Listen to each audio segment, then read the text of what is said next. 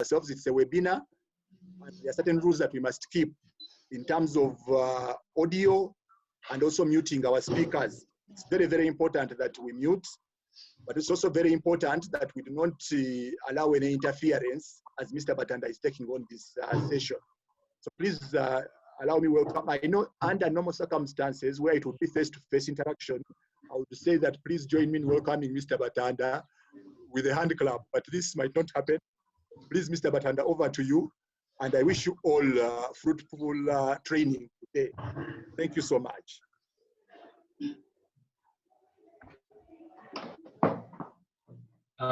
Thank you, Jonah. I welcome everyone on board. I hope I'm quite audible and you can all hear me. Jonah, thank you very much. ITC, thank you very much for this innovation. Like you said, crisis creates opportunities. And for us, this is something that we are wholly embracing it.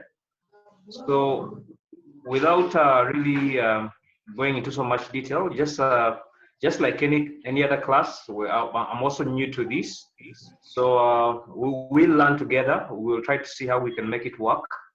I think what's just important is a few house rules. It's important that you mute your audio so that we don't get feedback from the background. And also, if you need to take a break, well, please feel free. I will go really through a step-by-step approach. We'll be using a number of PowerPoint slides that we have designed. Each slide has content which will be shared in due course. However, what is important is that the approach will be slightly different in the sense that we'll do a little bit more on the slide, not per se the slide content, but the experience that we have picked. So that at the end of the day that it is not something for you to per se memorize, but basically to refresh and awaken your thinking about how insurance operates in view of a lot of circumstances that we're going through, in view of if you look at the political, economical, social, basically your textile environment, a lot changes in the way we design our policies, the way insurance companies operate from a SWOT analysis, their strength, weaknesses, opportunities, and threats. Basically, insurance has an impact on the way on these both internal and external environments. So we'll be trying to look a little bit at the depth of the impact of what insurance has basically picked. So we'll not per se call it really a class where we're going to dwell on content in terms of definitions or that require you to memorize something, but it's just to what I would call refreshing your thinking and understanding around what basically insurance is for. So we'll basically have a few discussion points along the way. We should be able to have a few questions that will be coordinated through my colleagues, also through this process, and I'll let you know when we can have the questions. So we hope that this can probably take another probably 30-40 minutes of me speaking. Please don't get bored and don't sleep. I'll try to make it as entertaining as possible, and also just for you to appreciate. So we'll just move straight into what we intend to have today, which is going to pop up on your screens very shortly.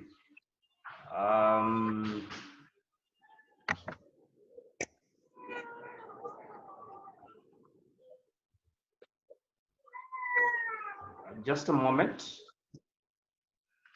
I can still hear a bit of feedback in the background. Please mute.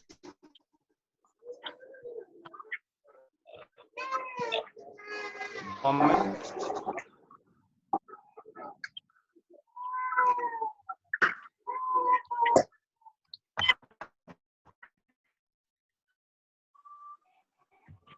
Just a moment. I'm going to just want to pop out slides that we're going to share. Well, we're trying to get ahead of technology. Just a moment. I can see number of logins. Thank you very much for those that are just logging in.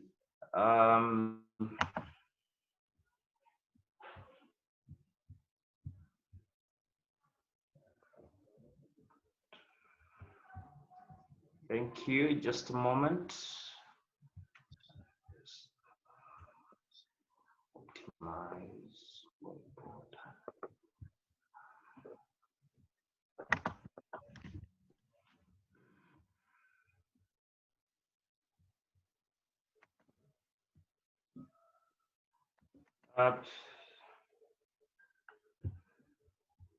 Just a moment for those that are just logging in. I'm trying to put up a number of PowerPoint slides that I had organized, very few. Whoa.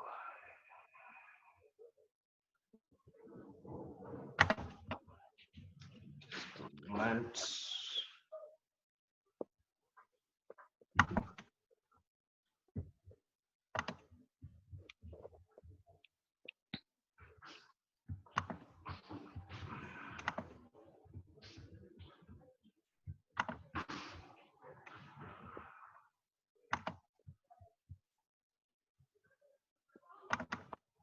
Okay, just something is popping up shortly.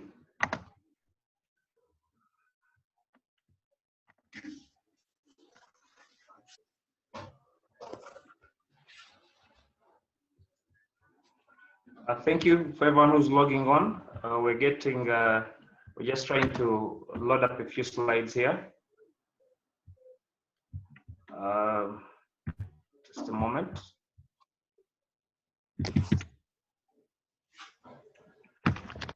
Okay, we're basically going to be talking about the fundamentals of insurance, and in this, we really want to ask ourselves, what are those key components that we basically focus on?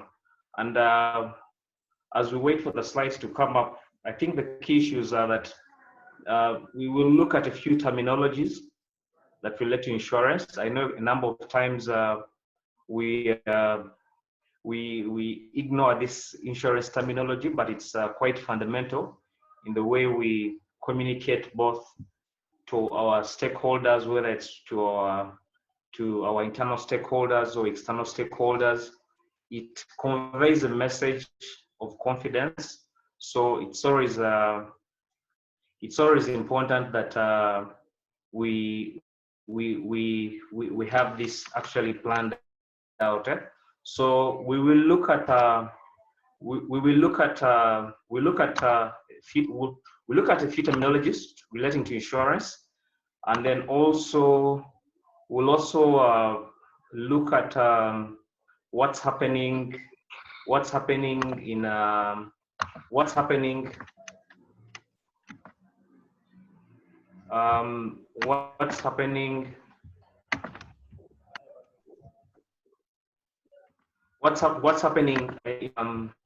in the insurance industry. We will also look at the role of the regulator, but I think most importantly for me is to look at the key principles and the pertinent issues surrounding insurance. So the presentation is ready. I'm just trying to have it shared with you just in a moment.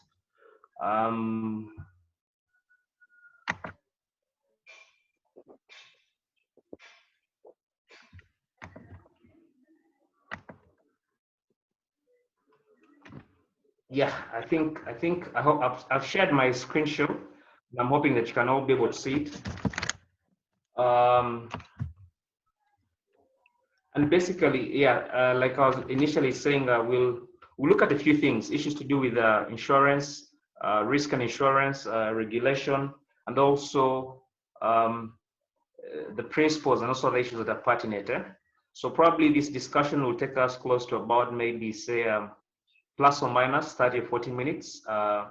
Feel free to take some notes. I will share the best of what I know, For those that are just joining us, my name is Ronald Batanda, facilitator with the Insurance Training College, who we appreciate this opportunity giving us a platform on which we're able to share our views and our experience. And like we already said, always amongst ourselves, no one knows it all. So if there are any divergent views, please feel free to note them down. At the end of the day, it's being able to complement each other with the most updated knowledge. Like we usually say, and I joke around and say with a few friends of mine, that even if you went to a court of law, lawyers will have on the same probably on the same legal document, they'll interpret it differently. Yeah? So that is how I also want to look at insurance. So what we try to do is to maintain what we call the key issues that will not change, but however, there could be divergent views on what is happening. But at the end of the day, we try to keep to the gospel truth, and feel free to think outside or remove the box as we discuss it. So first and foremost is I think the key issue we want to ask ourselves is what insurance, what is it really? What comes to the layman's mind when we talk about insurance? Here we're looking at purely issues relating to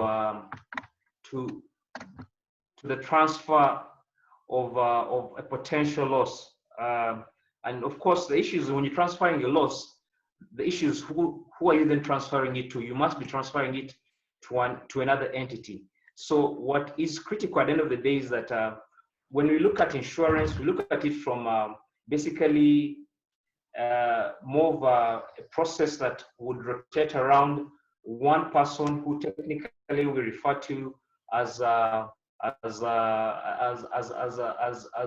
potential client or the insured, and then we have in between there we may have an intermediary, which we'll discuss later on, and then we also then look at the insurer, the actual bearer of the risk. So basically it's one person that sees the potential of a loss, transferring it to another entity that is called the insurance company. So basically in this transfer, for it to be legally binding, and we'll talk about how a contract basically is put into perspective, we know that at the end of the day, for a contract to be valid, there must be some form of consideration. And it's important you understand why that at the end of the day, insurance companies need to receive premium, and not only just receive premium, but receive premium in time. Because at the end of the day, what we eventually transfer is that you're transferring a risk that has the potential to occur a minute, 2 minutes away, and the insurance company must have funds available to be able to pay for such potential losses. So I think here the key takeaways at the end of the day is that it's an ecosystem where from the client through to the intermediary and then through to the insurance company, there must be a coherence of understanding that at the end of the day, while one entity or while one person is worried about transferring risk between themselves to another entity, which is the insurance company, there's also a consideration for premium. And it's this premium basically that is important. So premium plays a crucial role in what we call sealing the deal. So it is quite important at the end of the day that we understand that for insurance to work effectively, and where it has actually worked effectively in the most advanced economies, premium preferably should be paid at the onset of insurance, because ideally when I give you my risk, then automatically as an insurance company, I basically have to bear any loss that occurs thereafter. So it would only be fair that the premium is also received at the beginning or at the onset of insurance. And these are things that we need to embrace, because at the end of the day, this is where the world is moving to, where we talk about issues to do with cash and carry, and we'll discuss issues to do with regulation. So I think I've tried to basically share a few views on that. You'll allow me move to another slide. Then, of course, once premium has been transferred for this potential loss, what you're asking yourself at the end of the day, and this really comes in from a client perspective, is that the person who has paid premium in turn receives what we call a contract. And this contract basically is what we call an insurance policy. Yeah? So it's quite pertinent that if at all you have engaged an insurance company, whether it's for general insurance that relates to property or whether it's for life insurance that is quite very popular, it's important you get what we call an insurance policy document, because it details for you the terms and conditions that basically govern how your compensation will be made. Because I mean, imagine you're taking out a loan with a bank. My assumption is that you sign a loan agreement. I don't know if anyone has been able to take a loan without necessarily signing a loan agreement. So it's the same way for insurance. But what's very important for insurance is because insurance policies are designed in such a way that the triggers for payment, which are going to discuss referred to as the perils. The things that insurers will pay for are usually documented, and the only way you can know that an insurance company will be able to pay you is by being able to look at what we call the insurance policy. So it's paramount that you appreciate and understand that even after premium has been paid and you receive an insurance policy, the insurance policy basically is the contract between what we call now the insured and the insurance company. Now, it is this contract that basically will govern how the different responsibilities of both parties, and at a later stage, you talk about where we require some responsibilities to be done by the insured and also responsibilities done by the insurance company. For argument's sake, you probably say the insurance policy may probably say that the insured will keep the vehicle, if you have a vehicle, or if you happen to have or hire one, that probably you'll keep it in a good mechanical condition. Only prudent to keep a vehicle in good mechanical condition, not only to save your life, but also it's only prudent that that for insurance purposes, whatever you bring to insurance is in good standard. And equally true, that same policy will say that if an event, say like fire occurs, and probably that vehicle happens to be damaged by fire, we will pay your number, and they specify it. So it is important to understand that if an insurance company is going to pay your claim or reject your claim, the only document they will have to refer to legally is going to be the insurance policy. So it's important that you understand the need to have this document always kept within near reach and always accessible, so that you can understand why and where insurance will apply or not apply. And of course, like all contracts, it's legally binding. It could be used in the courts of law. So it's not a document to be taken lightly. Yeah. So that is quite very, very, very important for us to look at. And then, we'll move into risk. I've always asked myself, is risk bad? Is risk good? But generally, from an insurance point of view, we know that risk basically involves uncertainty. We happen to be in very uncertain times, and for those that and I do encourage most of our members, for those that have finished the fundamentals, general insurance, life, if you finish COP, please, whenever the opportunity arises, please also enroll for the diploma, where some of these things are discussed quite at a very deep level, so that you can get a feel of it. So basically, risk involves uncertainty, but also in uncertainty, there could be opportunities.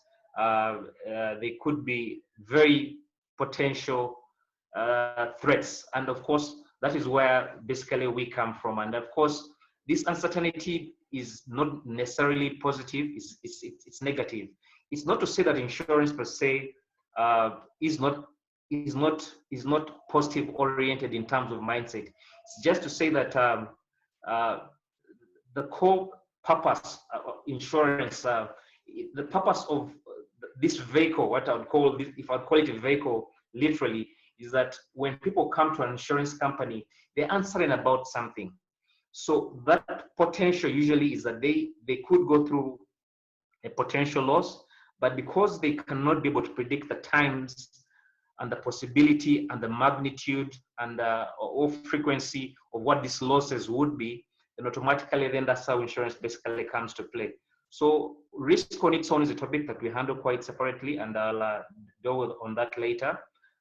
The other critical term we have is that is called a peril. A peril basically is quite crucial because a peril basically defines those specific items that an insurance company may pay or may not pay. Basically, they are the cause of loss, but that would not be my key focus. My key focus basically is saying that for an insurance contract to trigger a claim payment or to reject even a claim, the cause of loss, which is a peril, must have been defined. And these are things that we take for granted, but I can tell you to a great level of understanding is that defining a peril is very important, because if it's not defined well, it could make the insurance contract ambiguous. And of course, as we say, if you draft a contract, you draft it against yourself, the contra profetum rule. So at the end of the day, it's important that you're able to mix a number of these terminologies and understand not from a definition point of view, but how they actually go ahead to affect how an insurance policy works or contract works. The other is to do with a hazard.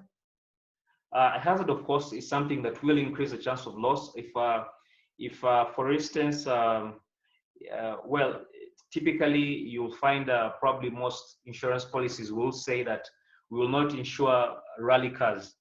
I mean, the key question that you're asking yourself then is that if you're not insuring rally cars, what is wrong with a rally car compared to a car that someone uses from home to work? Of course, here it's just an issue of rally cars probably move at a much higher speed. There's greater risk taking. So basically, the ordinary risk of someone who drives from home to work and vice versa probably has less risk compared to probably a rally driver that probably has about 5 or 10 races a year. So it's when hazards generally are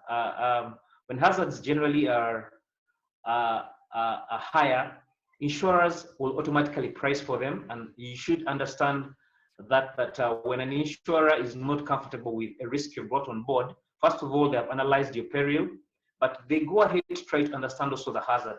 And if the potential of that hazard to occur is quite likely or quite often, then quite likely then you will have to pay an additional premium, or potentially they may decline to actually take on the policy. And then of course, two important terms they are used, which look similar but are very different, is the loss and the claim. And I want to just share with you just two things from my experience. One is that a loss basically involves loss of value or something losing value. A claim is a formal request to an insurance company. What is important for you to understand is that most insurance policies will technically always pay your claims when you make a formal request for payment based on what you are claiming for, if the peril occurs. But if you don't notify the insurance companies in time about the potential of a loss that has actually happened, and your claim may be declined, because naturally insurers put in time cuts which require that clients or entities that have incurred the loss need to be able to notify the insurance company, preferably immediately, so that they can understand how this loss occurred, what was the cause, you understand. But I think from a practical point of view, not most clients may understand this, because I have been in scenarios where a client thinks a loss has happened, or maybe certain equipment has broken down, but probably they are trying to look for a spare. And then over the duration of time, you discover that a loss is not notified on time. And we have had 1 or 2 incidences where a claim can be declined on that basis. So it's important that we try to understand that not all losses necessarily are payable by the insurance company. I think that is something you need to pick because of a number of factors. But I think most importantly, what will probably make a loss payable is that the peril that was covered for the purposes of insurance must have occurred. I think that is what you need to basically pick from this slide. So for insurance basically to allow for a claim to be payable, it's important that we appreciate that the peril that caused the loss was part of the contract, and the contract say if this peril occurs, a peril being the cause of loss, such as fire, such as a flood, it could be injury to a third party. If that is specified in the insurance contract, then automatically that claim should be payable. It may not necessarily be payable for its full amount. There are a number of caveats in there, but at the end of the day, at least that is something that we need to pick. So notification of a loss is very important generally, and also making sure that you understand at what point a claim may be rejected or paid is really going to be based on the insurance contract that you actually have with the insurance company. Of course, we've discussed premium. Premium is basically the money that is paid for in exchange for an insurance company taking on your risk. And of course, premium preferably should be paid up front, and it's important that we understand why premium needs to be paid up front, because at the end of the day, if you bring a risk that if you bought a motor vehicle today valued at 40 million, and the next day, God forbid, it's involved in an accident and it's a total write-off, or it is actually stolen, on day 2, you'll actually be claiming 40 million shillings from the insurance company. I think it's only fair at the end of the day, then premium is paid well in advance. Of course, that is the preferred way, but at the end of the day, there are other business considerations that may be done. But the gist of it is that premium should always be paid well in advance before an insurance policy kicks off. We've talked about issues of policy, which is the legal document that details the terms of insurance. And I think the biggest challenge, I think, is most of our clients will not take time to probably read these documents word to word. But we as insurance practitioners, we as people who have appreciated insurance at this level, should take time to be able to summarize or narrate or be able to pick out critical items. At the end of the day, the way policy document is designed, we know that you should be able to tell your client, these are the key parts you can look at. You may not look out for word, but then at the end of the day, you need to be able to isolate specific items related to the insurance contract that are relevant to your client. And then, of course, assignment usually applies to life policies, of course, where you transfer policy from one person to another. That's on the life side. I think we have a life class tomorrow. And then, of course, the other issue is that of material facts, which are these are facts basically that we say need to be shared, preferably with the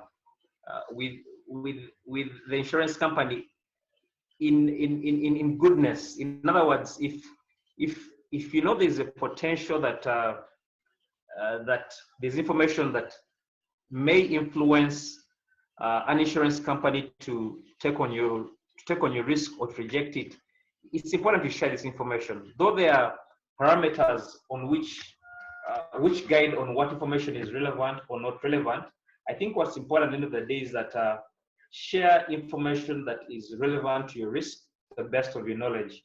I can't say there is a stop to an end of material facts. I think there would be different judgments, biases to it. But at the end of the day, if you think that you're probably going to use your vehicle for commercial purposes, you cannot go then to an insurance company and then say, you know what, I'm going to have this vehicle, but I'm going to use it for private purposes. Because basically what that means is that you're trying to get a lower premium rating for private vehicles which have less risk, and yet your vehicle is going to do commercial work. So it's important that these facts are brought out well in advance, and it's only fair that if you bring, we talk about insurance being a pool where we put in all kinds of risk. Why would one person pay less for higher? Why would one person pay less premium for higher risk in that same pool? So it's on these same principles that we need to understand that we need to share the actual information that is needed, and these material facts are quite important.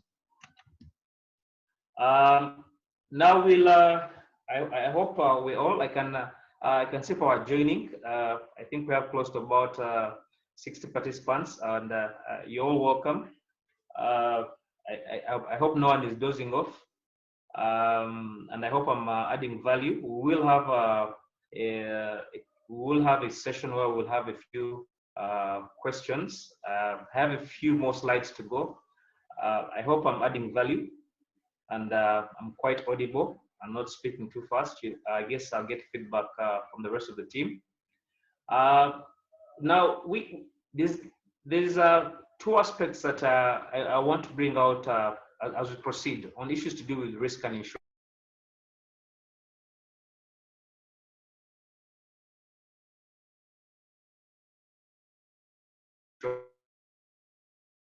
We need to understand that risk and insurance operate in an environment that is quite similar, in the sense that at the end of the day, the uncertainty that arises from a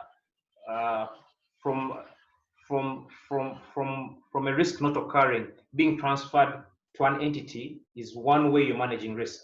So in basically, risk and insurance have an interrelationship that one way of managing risk, which is a whole list of what you're seeing there, uncertainty of loss, CTC, insurance provides one platform of how to manage risk. So one critical thing that we try to share is at the end of the day is that we need to appreciate that there could be other ways of managing risk. Insurance should not be your first point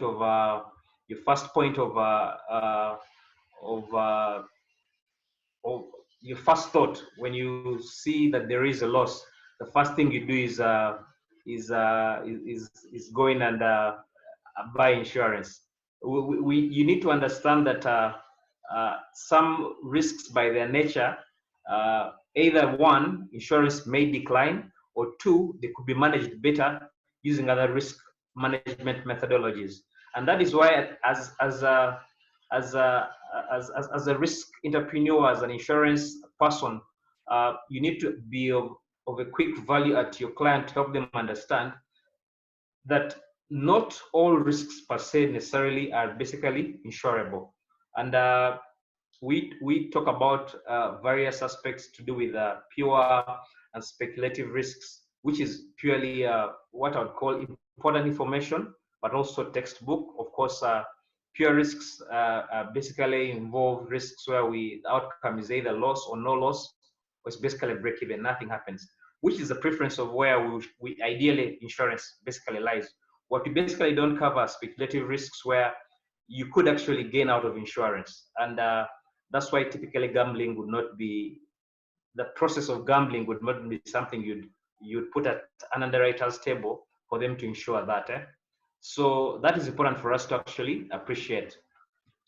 So basically, in a nutshell, what we need to understand from a risk point of view, for risks to be insurable, they must, very importantly, produce a definite loss that very importantly that is not per se under the control of insured. We call it fortuitous in other terminologies.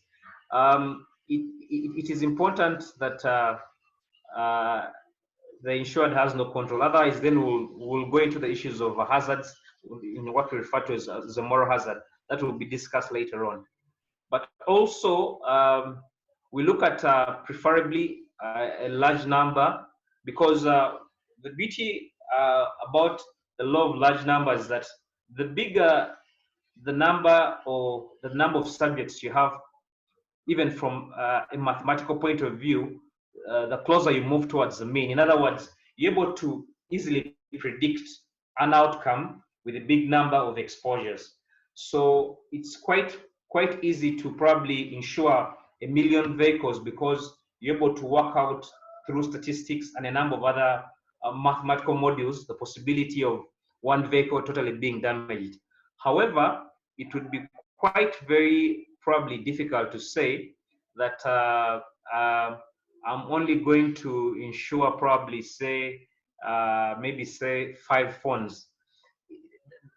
The sample space is so limited for you to understand what premium would I be charging, and it takes us back at the end of the day to understanding that in this pool where we all put our risks, premium is basically determined based on what we call risk profiles. And of course, that's for us to discuss at a later stage. However, also for risks, the loss must be quantifiable. And I think it's obvious if your vehicle has been damaged. I use the simplest of examples, purely vehicles for ease of reference. Usually, insurance companies will ask you for argument's sake, maybe you get us repair invoices. So at the end of the day, you can quantify a loss. You understand it? And it's important to quantify a loss, because that will be the basis upon which an insurance company will make a payment. And then, of course, we talk about perils. Perils shouldn't necessarily affect a whole number of insured simultaneously. That's a point of contention. But at the end of the day, for the people who do what we call risk modeling, there's a possibility that you could have an accumulation. And an accumulation basically refers to the potential that a risk could spill over. You could have a flood affecting 50 houses and not just one house. So with the possibility of accumulations, insurers then are able to plug in what we would call probably the correct pricing. And then, of course, it must cause financial loss, which basically we have discussed among all this. So the key takeaway that we need to pick from risk is that not necessarily all risks are insurable. And I think that's very important for you to help you to generally perceive and understand, and that you should always have alternative ways on how to manage risk. Insurance is just one way, because insurance is a risk transfer mechanism. There are also other risk transfer mechanisms outside insurance that we will talk about. So just look at insurance as one of those ways in which risk can be managed. And I will probably share a little bit in detail how to manage risk.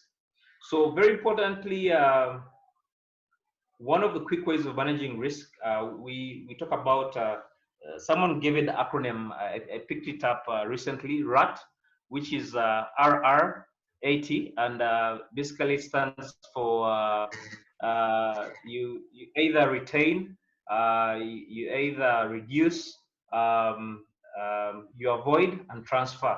RAT, with a double R, in terms of managing risk. For those that want for quick memory purposes, it's RAT basically. Double R with then an A and a T. So you either retain, you either reduce, you either avoid or transfer. In terms of avoidance, basically, it's a logical decision. I will not take anything, I won't take any risk. The practicability of avoiding risk is it is possible, but it's feasibly very hard. I mean, where even in these unprecedented times where they say probably stay at home, well, some are not actually staying at home. So risk avoidance, while we know that is purely a very good strategy, the practicability about it has its own challenges. So it's one of those, I call it my last traces personally for me in terms of risk avoidance. Issues to do with retention relate to where organizations opt to retain risk. Partly, it could be that they have done it consciously in the sense that they have the resources and the money to actually retain risk, or they could do it unconsciously, which would also be disastrous in the sense that if something happens, they're bound to bear that loss. So retaining a risk, for instance, in the simplest of terms, would probably say maybe say you say that I'll set up, if you probably have a client that is in manufacturing, if they set up a clinic on their premises, oh, even that's too far. We all went through secondary schools. We used to have clinics at school. The first point of reference was if you're not feeling well, you go to the sick bay. So technically, it's a form of risk retention in the sense that you don't necessarily have to be driven to a hospital. So risk retention basically says is a way of accommodating risk without per se transferring it. You only transfer at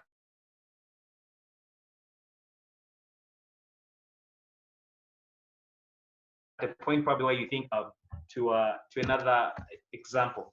Then of course, transferring of risk is at the point where you think risk is quite large or huge, then you pass it over.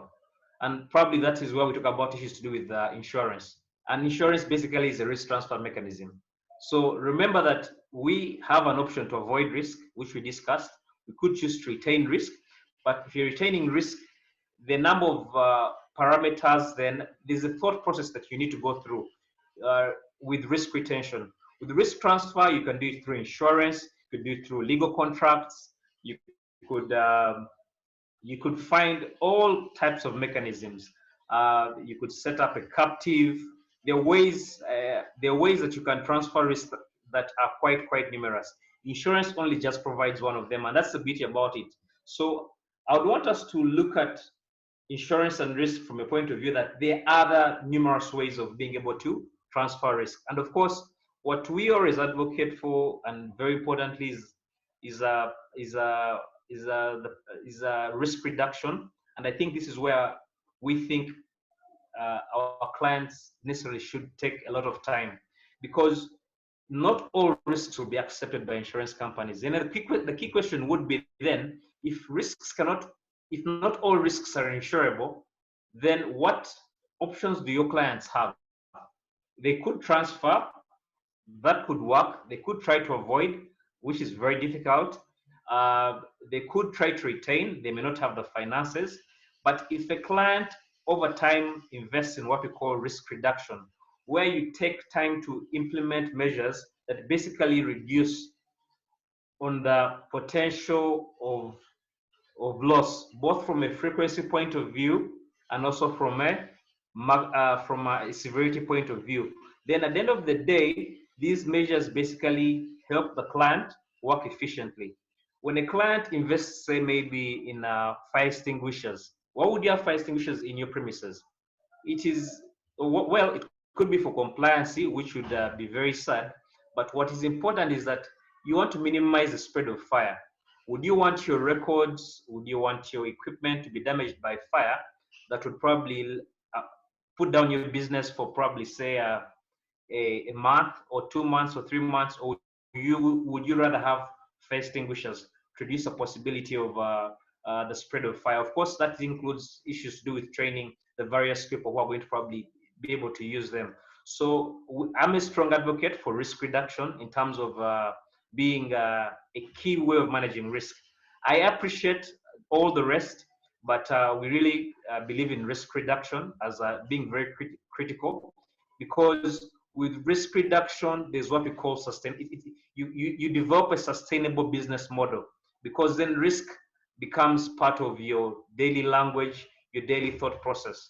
So risk reduction, personally for me, is something that we invest a lot in, and it's something that you need to take a lot of. And then I think I'm getting a bit of feedback. I think there's someone who has not muted. Okay, all online. It's just a quarter past 11. I think we're still doing well. We have about 15 or so more minutes before probably we take a bit on questions. And I guess the IT team is probably gathering up a few questions that you may have. Please, if you have any questions, feel free to share. I'm sure there's a coordinator on the other side that is supporting me as well. This slide basically talks about our RAT concept, where you reduce, retain. Retain is under acceptancy, and then you avoid and share. So basically, of course, when you have when the potential of loss is high, when the potential of, we'll start with my first trade. You'll share risk where you expect high damage, but there's a low frequency, yeah? And the issue is that you probably don't have the finances. When we go to the upper quadrant of avoiding, if you have risks that are of high damage and high frequency, you typically need to what? Avoid them. But the key question is, maybe that I would want to pose is, what risks do we have that fall in quadrant of avoiding that are both high on frequency and high on damage? I usually put that as it is and ask ourselves, even now you could ask yourself, think through it. What risks have you encountered that typically are of high frequency and high damage? If we looked at, if we try to look at maybe say, I mean, high damage, maybe let's say, and God forbid, an aeroplane probably maybe collides or something, then the key issue there is that, yes, there is high damage, but how many plane crashes do you have? On the contrary, you probably have more vehicles having accidents, but the key issue is that probably the damage is less. So risks that fall in the quadrant of high frequency and high damage are quite very interesting, and always I would want members to share at the end of it how we can be able to share some of those. Then the other is to do with reduction. If you have risks that of high frequency and low damage, and then those are risks that typically you're able to work on reduction. It could be having personal protective equipment for your employees. If you work in the manufacturing industry, it could be meaning installing an anti-theft device for your vehicle. You're reducing the possibility of theft. So basically, risk reduction is something that is done, what I would call it's done proactively, and it is something that is easily adaptable. Then also, of course, risks that you choose to retain or stroke accept are risks that are of very low frequency and very low damage. And of course, the key issue here is that in you accepting these risks, you have done an analysis. Retention should be done consciously and should also have, there should be mindset to it. If you're retaining risk, it's not something that you just all of a sudden just choose to do, and you probably just you just I mean, have it any way you would wish to do so. I shared my screen. I can see a few writings. Please, I would request whoever is at the back end. I can see someone drawing lines. I hope you can all hear me. I shared my screen, but please be nice. I can see someone drawing some few lines, and clearly it's not me. Well, that takes us to risk and insurance. I thought this slide is very important, though it's for 2018. But one thing we all need to appreciate in insurance is that we talked about issues to do with terminologies. What we need to understand and appreciate is that for you to say you have worked in insurance requires you to appreciate what we call the not only the terminology but the trends. And trends here, we're interested in you being able to understand what is actually happening in terms of how the industry is performing. For instance, how many insurers? I mean, you would want to have a conversation with your client or with your peers, in the sense that you know how many insurance companies are operating in your industry. You know how many probably health management organizations you have. All those are key players in the industry. You'd want to know what kind of premium, what we call gross written premium, is being written, and by which section. We have general insurance and we'll have life insurance. For instance, from 2018 statistics, allow me to resay this. This was picked from the IR report for 2018. The 2019 report is not yet out, but you can see there's an increase in what we call gross written premium, and these are terms that we need to appreciate. We don't per se use, okay, we could call it revenue, but basically it's gross written premium, which basically is saying all the premium we write as an industry. So they say it's in the previous year was 507 billion. It has gone 569. So there's an increment of 12%. Why statistics are very important, maybe just to bring those that to appreciate it, is that they help you understand if an industry is growing. For instance, if non-business, which is general insurance, is growing by 12%, then generally you'd be asking yourself, should this growth be 12%? Should it be 15%? Should it be 20%? Even for your personal goals and ambitions, I would be probably expecting that if the industry is growing probably at 12%, maybe as your target, maybe for next year, I'll probably say, you know what, you can also grow by probably about 20% over and above the industry average. Any investor would want to understand how an industry is growing, because growth basically gives confidence that at the end of the day, if you invest money, your money is able to grow. And that is why at the end of the day, while we could be looked at as the very many insurance salespeople here and there, it's to increase penetration in the awareness. A lot is being done in that area. But the industry has to grow in a way that attracts investors, attracts innovations. And then, of course, you already see life generally grows much faster. And of course, I think we will share ideas on why life is growing faster. But it grew by 28% from 2017 to 2018. But at the end of the day, these are things that we need to basically understand, because these parameters basically speak into how the industry is performing. But of course, of very important interest is health management organizations, which had a very huge jump, and this basically refers to hospitals basically that basically sell insurance. At the end of it all, we'll probably discuss the different players shortly in the insurance industry, and we'll pick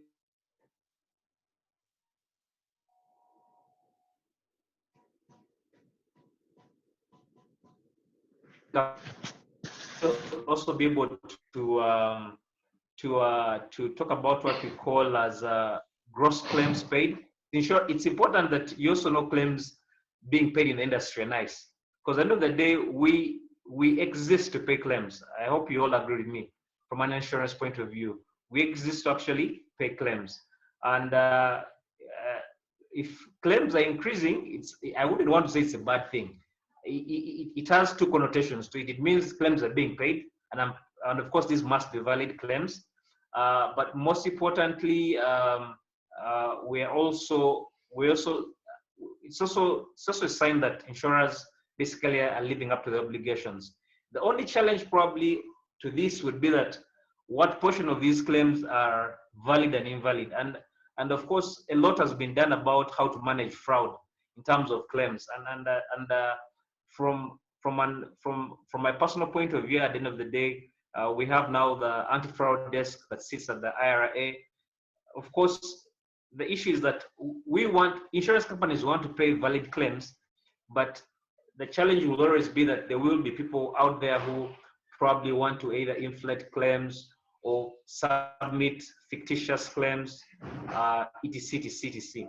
So it is important that we appreciate that while insurance companies have the will, have invested in resources to be able to pay claims, we sensitize our clients that claims need to be valid, because if claims paid are significantly very high, what happens is that insurance companies basically increase the price of insurance. And world over, that's how it operates. Generally, two things. If you have claims for one class significantly going up, automatically it means that that class is not profitable, or the potential probably is that there could be possibility that there's a lot of fraud for that particular class of insurance. And what insurers actually do is basically increase the premium. But then at the end of the day, this affects the final client. And if clients can't afford premium, then we will have significant challenges. So at the end of the day, I think it's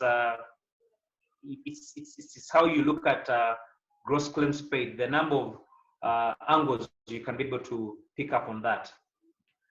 And then general, of course, the industry grew by 17%, which was that was 2017 to 2018.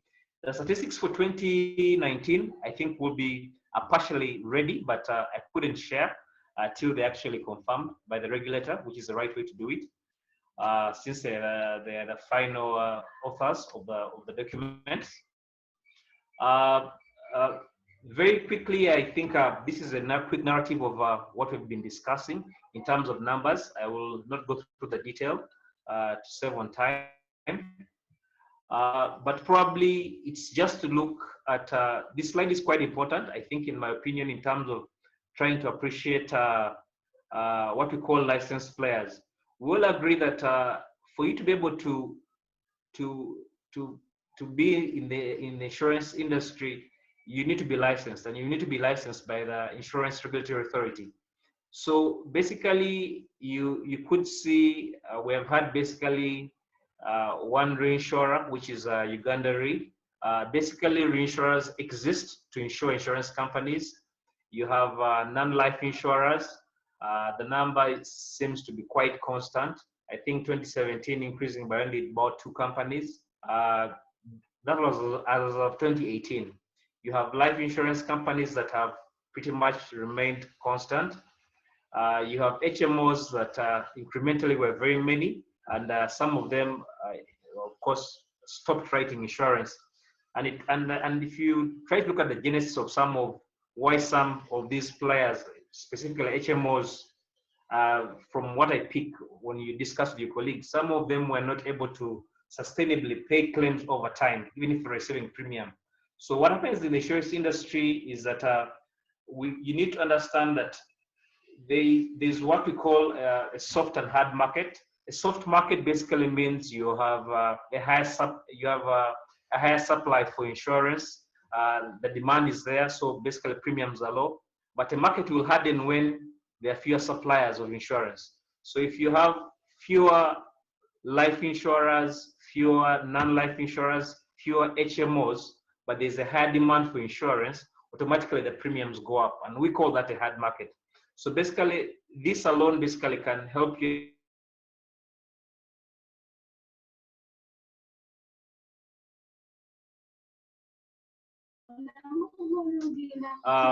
we have micro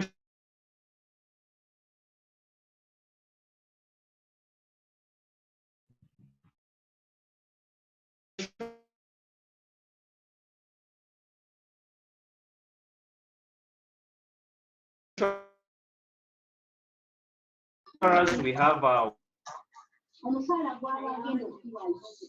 reinsurance brokers, we have loss assessors,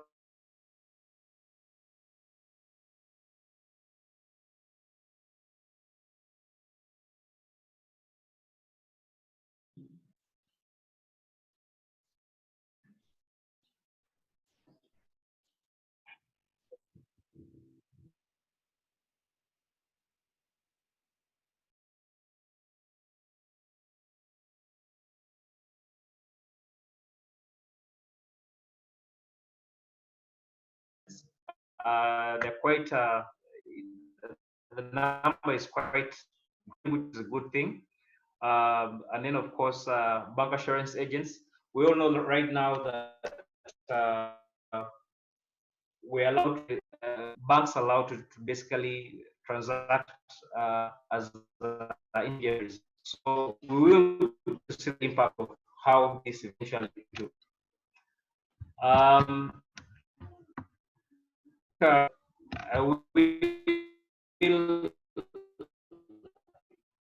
We just a moment.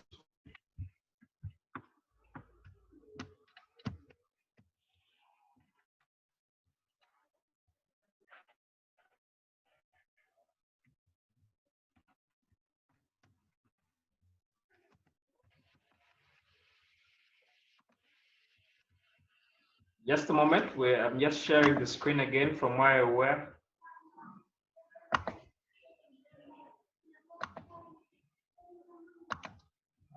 Just a moment. We'll go back to the slide we were at. I hope you're all there. If you have any questions, please feel free to take them down.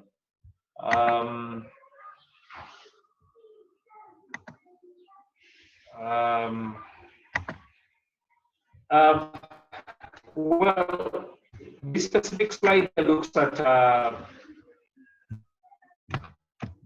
basically looks at key regulations that have taken place, and I hope you're all aware that we have the Insurance Act that was due later on. Of course, we know we have the Yellow Card scheme. Yellow Card basically allows you to move, allows you buy insurance in such a way that you're able to move from one country to another. And we have the Yellow Card scheme. You have the Workers' Compensation Act that specifies that basically if you have workers, you need to buy insurance for them. And then of course, we have a number of associations. And of course, most importantly, we have our regulator, who is quite paramount in the way we run the industry. And I'll share a few details on that. At this point, I would want us to take a small break, probably just a 5-minute break, just to ponder on a few things that I've discussed, and also for you to be able to share your questions. I'll request my other coordinator, Ronnie. Ronnie, do you have any questions that you're able to get for me? Or have you been able to get some questions? Or Anna? I think Anna has been getting some on the chat, but let us get a few of them, then I can share with you. Thank you very much. Thank you very much. Yeah, that's the teamwork in the background. I do appreciate. Please share any questions you have. Very quickly, as I come to a close, I just thought this slide is very important for us to understand the market we operate in. We operate in a market basically that we have insurance companies, we have reinsurance companies, we have what we call a captive, we have intermediaries, we have service providers. All these have a critical role they basically play. Insurance companies basically are the providers for insurance. In other words, they basically sell insurance. You understand? And the argument is that they're able to sell insurance to an intermediary and then over to probably say a client. You understand? So the insurance market basically will have a number of players, and all operate within what I call an ecosystem, in the sense that they are in one way interrelated to the other. And I'll just give you a very quick narrative to this. If you look at an insurance company, for an insurance company to operate, the regulation requires that it has reinsurance support. In other words, it has both reinsurance support to cover part or portion of the risks it's going to take over. So basically, an insurance company will then automatically come to a reinsurance company for support. You understand? And then for an insurance company to be able to sell its products, it has to work with intermediaries. Intermediaries could be agents, they could be brokers, it could be the bank, it could be anyone licensed to sell insurance. Because to sell insurance, you must be licensed as an intermediary. You understand? Now, for the insurance company to be able to make sales, they need an intermediary who's going to look for the final client. But in this whole ecosystem, at the end of the day, we also have other service provider, what I would call other people who support the system. In there, we have people that probably, we have loss adjusters who basically, will work with the claims department for the insurance company. We have loss assessors, we have the police, we have doctors. In other words, the ecosystem is so large that at some point someone is contributing, and probably what then this probably speaks to me is that there are opportunities. When you look at insurance, simple always ask me, can you refer me to an insurance company? And I tell them that we have a very huge ecosystem that is hugely untapped in terms of expertise, in terms of we don't have 100% skills available for this whole ecosystem, how the insurance market operates. If it comes to service providers, there's a skills gap, which automatically, of course, we cater for from maybe say from a training aspect as the training college. But I'm just saying some companies don't have enough of those skill set to be able to carry out their functions. So at the end of the day, it's the ecosystem is so large that there's a lot for everyone to share. What we probably need to ask ourselves is, where do I want to specialize in? Do I want to be a risk surveyor? Do I want to be a loss adjuster? What courses are available through probably the training college? You understand? What do I need to learn to work in a reinsurance company? Where do I start from? But the opportunities are quite large, and it's for us to harness them and be able to make this insurance market playing field be even. Of course, we have captives. Captives basically are set up by companies to insure their own risks. Those form a small component, but I'll not go into much detail. Issues to do with regulation of insurance are very, very important. And I'm just going to, you'll allow me to go through these slides quite quickly, just for you to bring you up to speed. I've been asked about, very importantly, people always think the IRA sits and enjoys its regulating, but there's a lot of work the IRA does that makes sure this industry is basically running efficiently and effectively. The IRA, in my opinion, amongst these roles that you'll probably be able to see, I think what is very important for us to understand is that while the IRA exists to regulate the insurance, the various insurance market players effectively in a way that they do not jeopardize the policyholders, the mindset basically at the end of the day is that the key role of the IRA is that they're focused on regulating the industry in a way that basically protects policyholders. And that is important for us to understand. At the end of the day, the rights of our clients are very critical, because it's our clients that will basically portray what kind of insurance we're basically offering. So if there's no one to protect the policyholders, then insurers may choose to do as they wish, for lack of a better word. And that's why the IRA exists. It's just to keep in line. And the IRA is not a policeman in any case. They're there to support. They're there to give guidance. And they are the strategic partner for all insurance companies. They help in the sense that they're there to give us guidance where there's no common goal. They come in to be able to create a common goal. But all this is basically to protect the policy holders, and that is very, very important for us to understand amongst all other roles that they actually do. So of course, there have been recent developments in insurance that were, and of course, quite a number of those that some of you have experienced. We have the cash and carry that basically dictates if you basically take insurance, you pay cash for it, and which is quite, of course, it is new, but there's nothing. I mean, like I earlier said, if you're giving me risk today, it would only be fair you pay me the premium then, because I'm still liable for the full value of your of the loss as and when it occurs, even if it's on the same day or a day apart. I still have to carry that risk. So it's only fair that you pay the premium for it.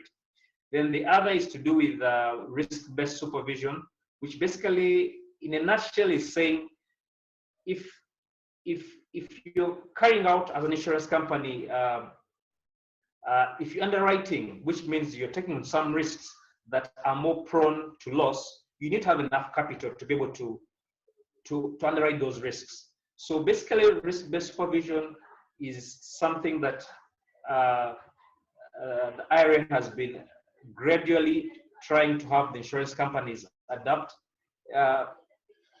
It's a process. To be honest with you, it's a process. It's not something that per se is 100% done, but it is a process.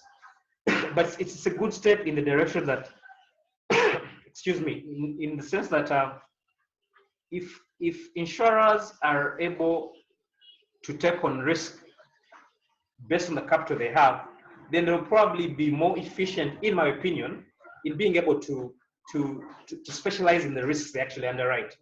So maybe it's an opportunity for specialist companies to come on board because probably they know how to underwrite a particular class of insurance, and they also have the capital to pay the claims. So I think for me, they are very good pros to risk-based supervision. Implementation, yes, insurers are saying, well, there are challenges here and there, but there's no better way to start than just start it. That's the way. That's what we believe. It's as simple as put your gas on the put your leg on the gas pedal and just start, and then see how far you can go, and then amend and fix it as you go on. We have control functions.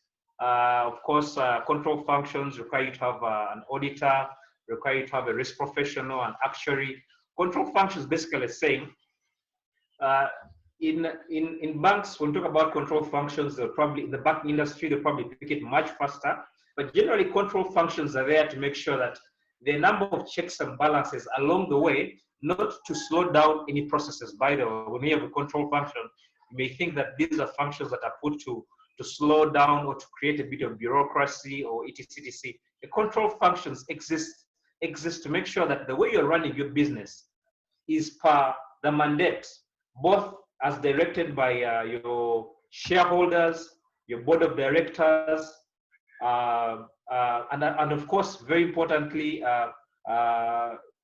your regulator, very importantly.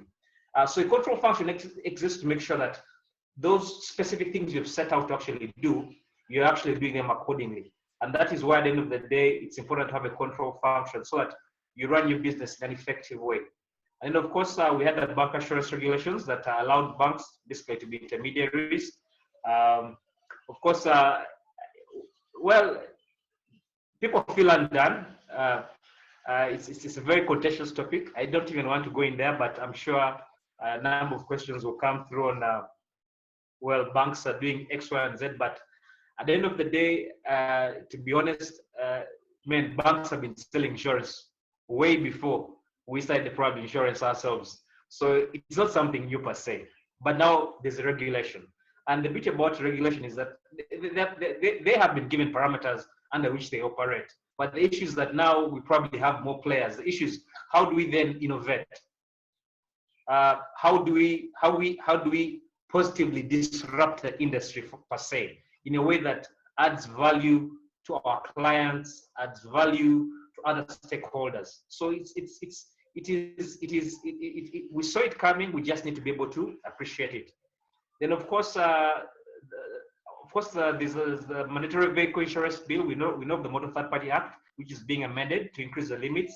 Currently, I think within the region, which means East Africa, it's just for Uganda, where you probably have just motor third party covering third party bodily injury. We don't pay for property damage, and these are some of the things that are being put in the bill for it to be actually passed. The beauty about it will cater for both what we call third party bodily injury and third party property damage, up to limits that are quite at least reasonable. Because currently, I think the limit is just $1 million shillings. So it is quite an amount that may not be able to hold in case something happened. And of course, more recently, we had, I think close to the end of last year, we had the marine insurance regulations that were released that now require any imports that are coming through the country to have, you need to have boat insurance, but boat it locally. And I think for me, this is a positive for the industry, because I think one way typically we can grow insurance is by making it mandatory for some class of insurance. Otherwise, then most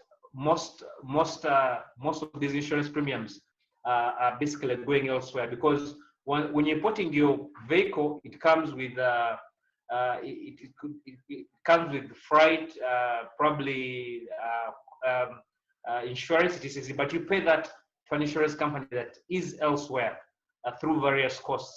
So basically, what we are doing now is that if you're importing your vehicle, the insurance must be bought locally here, which is a good thing, because I think that benefits us as a whole. And I think that's something that is very, very important for us to appreciate. These slides will be shared with you. These are the details of what I've just been discussing, and you'll always get time to read through. I just wanted to conclude with approaches to how insurance is basically how the regulator regulates the industry. And I think these approaches are basically, they crisscross. Is what we call rules-based supervision. There's what we call principle-based supervision and risk-based supervision. Basically, rules-based is very simple. We set the rules, you have to follow them. That is rules-based. It's either do it or not. Have this amount of money available. That's one way you can supervise an industry.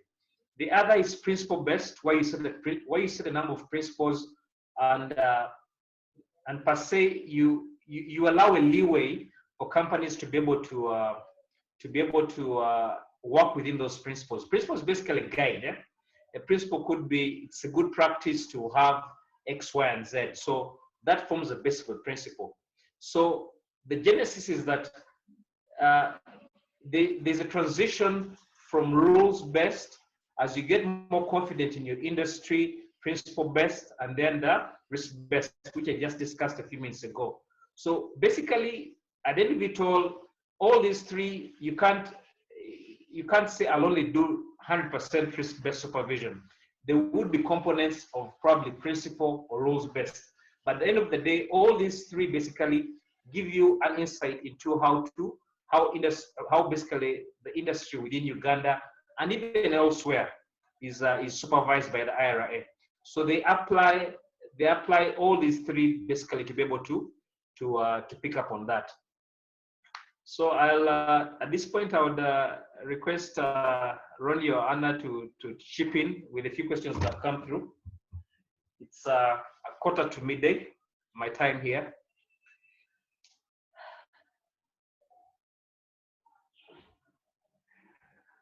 Anna, anything for me there?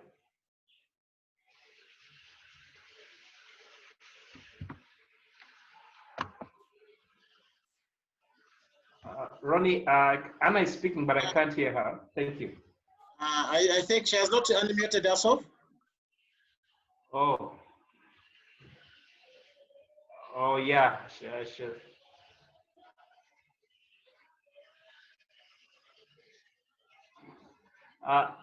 Anna, you can hear me?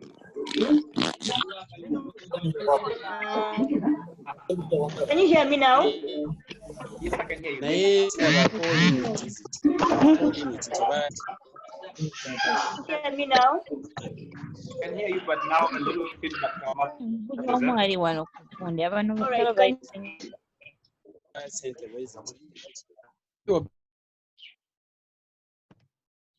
Now, Ronnie, if I may come in. All right. Can I say something? Anna, proceed, Anna. Okay. All right. Thank you, everyone. Luckily, it's what, 12 o'clock there, and it's just about 5 o'clock in the morning for me. Anyhow, thank you for organizing this. The only question I have is if you could have given us an example of risk-based supervision, because I know my colleagues and I had a question like this in the first test. We understand the logic, but just give us an example where the three apply. A scenario. Okay, Anna, your question I think is clear. Okay, Ronnie, Mr. Batanda, do you want to first take like 3 questions? Because my thinking was that these would be typed on the chat, and then we have them once, because I know we are running out of time. Absolutely. I don't know if there's another colleague or participant who has a question. We could take that as well, so that we could then have you responding to about 3 questions.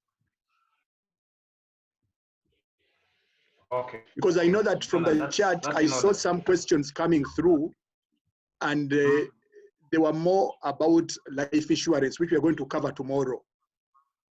Okay. Yeah, but you can proceed and respond to Anna's question if you're ready. Okay, thank you. Okay. On the risk-based supervision, basically, what we have is it's basically saying if for instance you wanted to underwrite, say for instance bonds, insurance bonds, basically which are insurance guarantees. General insurance bonds are good business, but probably they could be a bit of the potential for loss is quite huge. Yeah? So what risk-based supervision is basically saying is that if you're writing a particular class of business that has the potential for has the potential, not that it's actually happening, but has the potential for huge losses, you should have enough capital to back it up.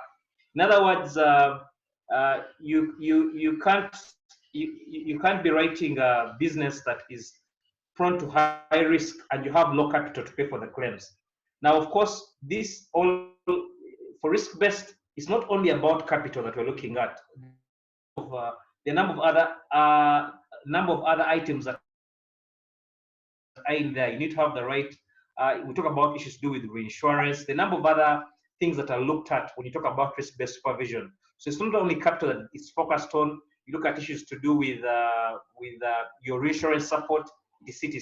So basically, risk-based supervision is giving you the leeway to underwrite potentially any risk you want to write, provided you have the capital to be able to support it. In other words, basically that's how risk-based supervision basically operates.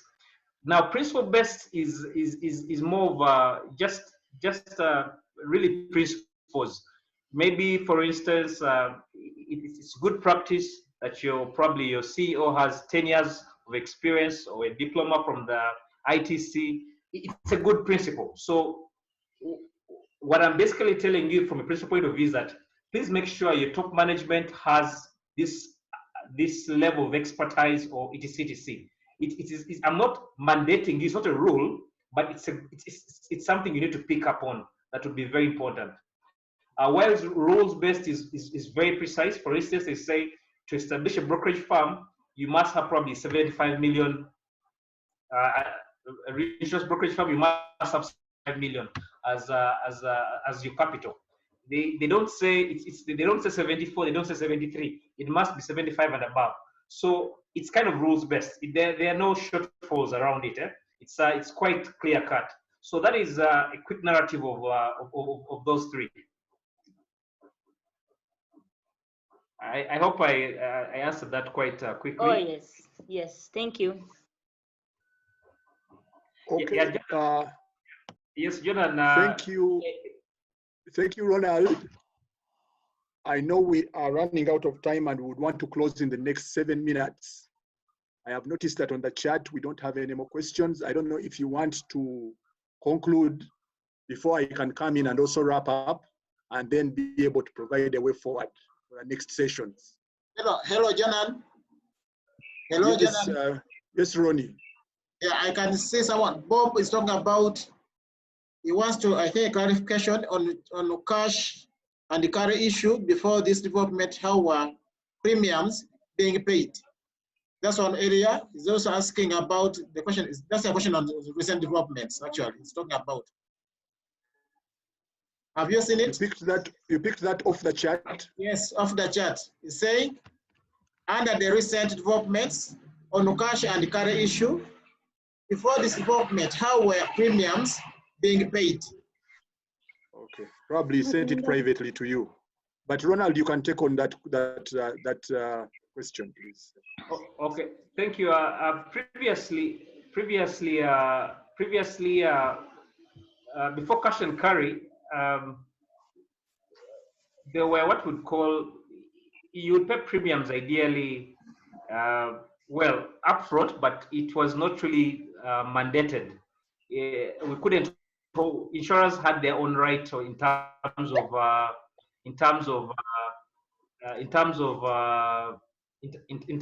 what length or period of time they gave you to pay your premiums.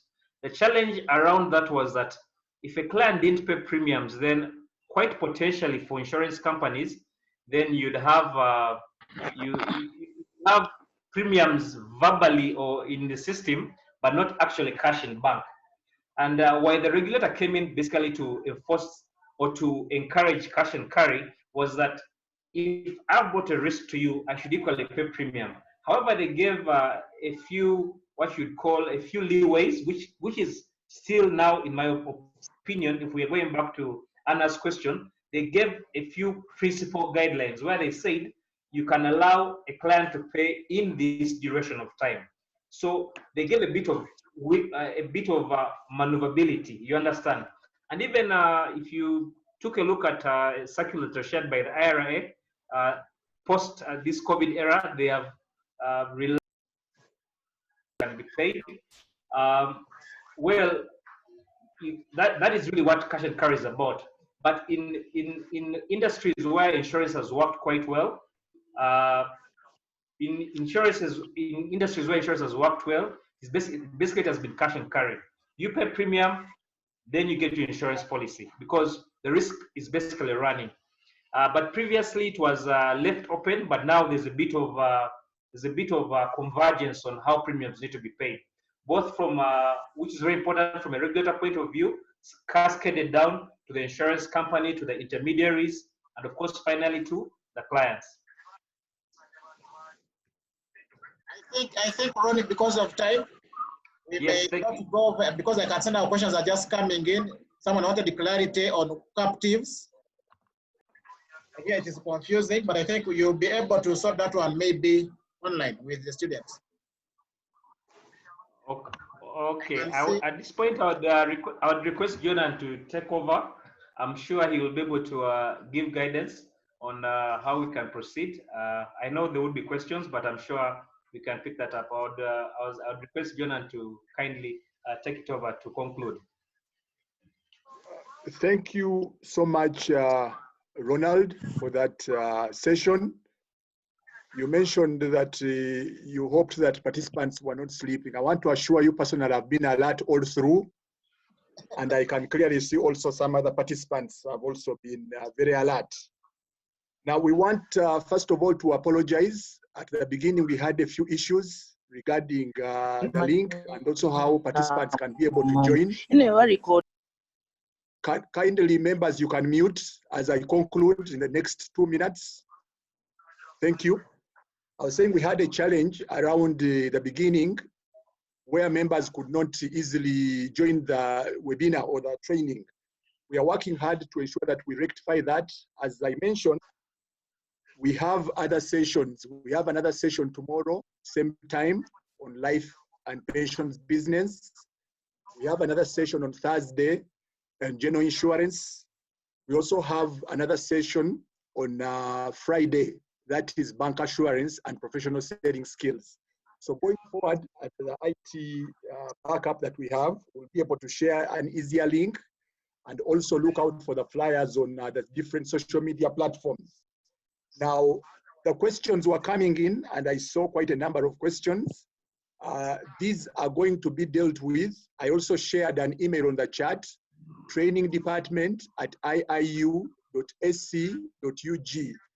Please send your questions to the training department email, that is trainingdepartment@iiu.sc.ug, and we promise we'll get back to you. The facilitators will get these questions and they will get back to you.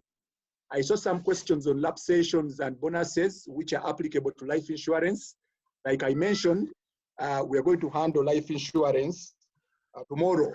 Please also be reminded that next week we shall have another session on Tuesday, and that will be engineering insurance. We have a trainer who is on standby from Singapore who will be taking us through the implications of COVID on engineering insurance. Very, very interesting discussion we expect.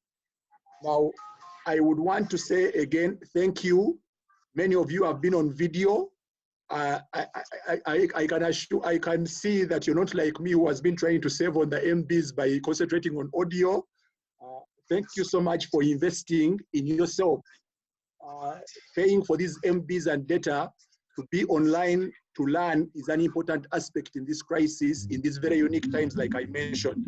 Please keep it up. Join us again tomorrow for life and pensions business, and also on Thursday and Friday for the rest of our webinars. From the Insurance Training College, I have been Jonan Chisache, and I would like to sign off right now. It's exactly midday, and we promise that we'll be out of here by midday. Ronnie, do you have anything to share from the IT side? Thank you. We are just going to improve on what we are doing for the better. Members, you are now free to exit the meeting. Remember, send those emails, those questions, and also keep the chats coming in. Thank you so much, our trainer, Mr. Batanda. We've really enjoyed the session. Signing off. Thank you too. Thank you. Working from home. We have and all the best. And you can now sleep. Jonah, we have some simple questions for you. Robert? We have simple questions for you. Maybe I can take one or two questions. For me, next time I'm asking you to be my sponsor. To be your? How much do you want? I want you to be my sponsor for the next class. That is noted. You can send me a private email. That is noted, my brother. Me too. Me too. I can clearly see we've gone into AOB. Jordan, I wish you all the best. Thank you, everyone. It's been a pleasure. Okay. And yes, I look forward to more engagements. These are saved podcasts or webinars, so we will probably share them in due course, but let's keep working together, and I'm sure we can learn a lot. Thank you very much. Mr. Balimusi, you have about the exams we had. Mr. Balimusi, kindly